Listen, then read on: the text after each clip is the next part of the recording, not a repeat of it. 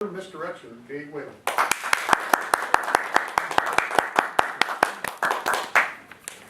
Greetings, fellow Toastmasters. How do you feel about getting all of these mailers in your mailbox regarding the election? Does it make you feel like voting for the candidates that send them? Or does it, or not? The big vote is upon us. The general election is 1 week from tonight, November the 8th. I'm going to talk about what's on the ballots to give you a little bit of information so it'll make your choices easier. I'm going to specifically dive into a few items in detail. The polls open at 7 in the morning and they close at 8 at night. If you are going to mail in your ballot, then it needs to be postmarked by that date, November the 8th. And if you want, you can take your mail-in ballot down to the polling place that night and drop it off. There are 17 what they call statewide ballot measures, and those are called propositions. And there are a number of local measures, and they call those measures. And you'll also be voting for President of the United States and various state and local representatives. Now, one of the first things that came to my mind was when I looked at the ballot was Measure X. It just kind of popped up right off of the page at me. And this measure asks you to vote for an additional 0.5% sales tax.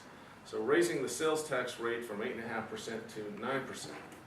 And that is going to be used to pay for road project improvements, enhancing the BART capacity, and making it more viable to use bicycles for transportation. But to compare that, our 9% tax rate, I did a quick research and I found that Placer County up past Sacramento is at a 7.5% sales tax rate, and Dallas, Texas is at an 8.25% sales tax rate. But there is a silver lining to the sales tax, and we have that an example of what happens with Measure J. Measure J was approved in 2004 by the voters. That extended the 0.5% sales tax to keeping our tax rate at 8.5%.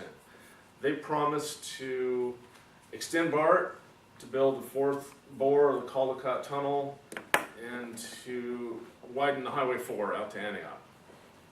Now, if you've been driving around in those areas or taken BART, you probably are aware they did build the 4th bore of Caldecott Tunnel. They widened Highway 4 out to Antioch, or they're widening it, and they did extend BART. So those are tangible results that we saw from that measure. And it's a good example and an indicator that our tax money will go to good use if we approve it. Next, I looked at Proposition 67 and 65, and it's easier for me to remember it backwards that way, 67 then 65. And these both have to do with the ban on single-use plastic bags in retail stores.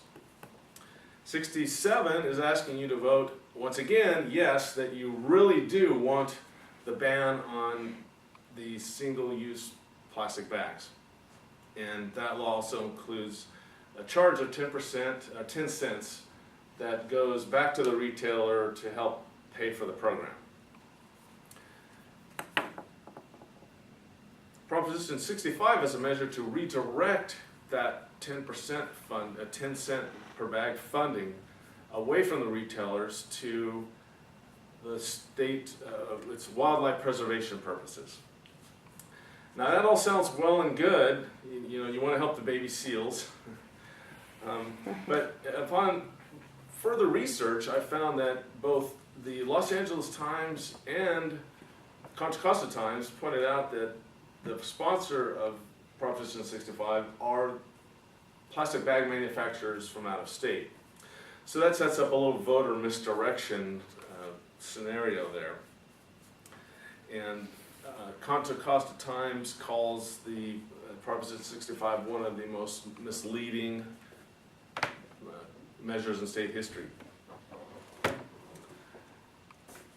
And so they apparently their goal is to disrupt the funding that goes back to the retailers using that 10 cent per bag to disrupt the ban on plastic bags.